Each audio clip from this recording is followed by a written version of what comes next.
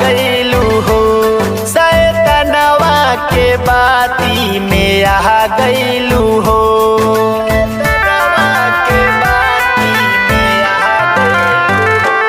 प्रभु मना कैले तबो फल खा गईलू हो। शैतानवा के बाती में आ गईलू हो। उ फल कैसन जे के खा गईलू हो। काहे प्रभु के वचन के भूला गईलू हो। शैतानवा के बाती में आ गईलू हो।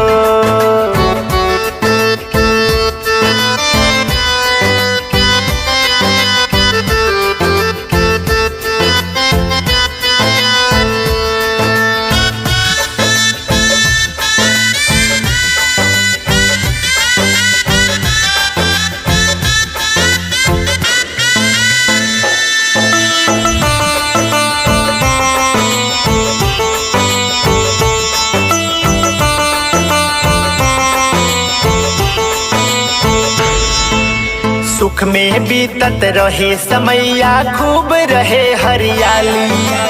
बात न मनलू फल के खैलू अब काहे शर्मालू। अब काहे शर्मालू। अब काहे शर्मालू। सुख में बीतत रहे समैया खूब रहे हरियाली। बात न मनलू फल के खैलू अब काहे शर्मालू। ऐसन काम काहे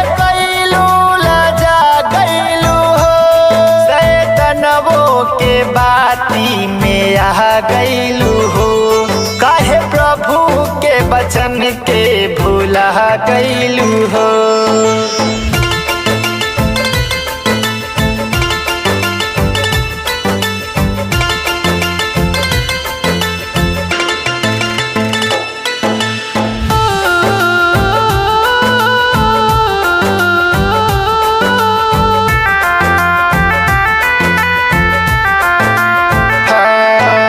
परमेश्वर के काहे तो हूँ मन ले नाही बतिया।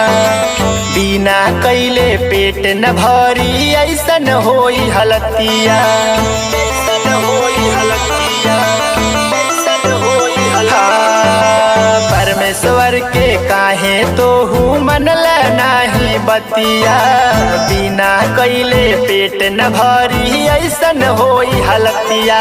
काहे खाए खातिर एतना गईलू हो।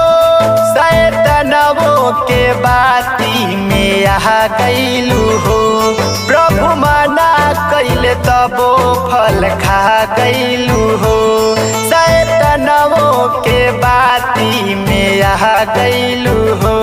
प्रभु मना कैले तबो फल खा गईलू हो।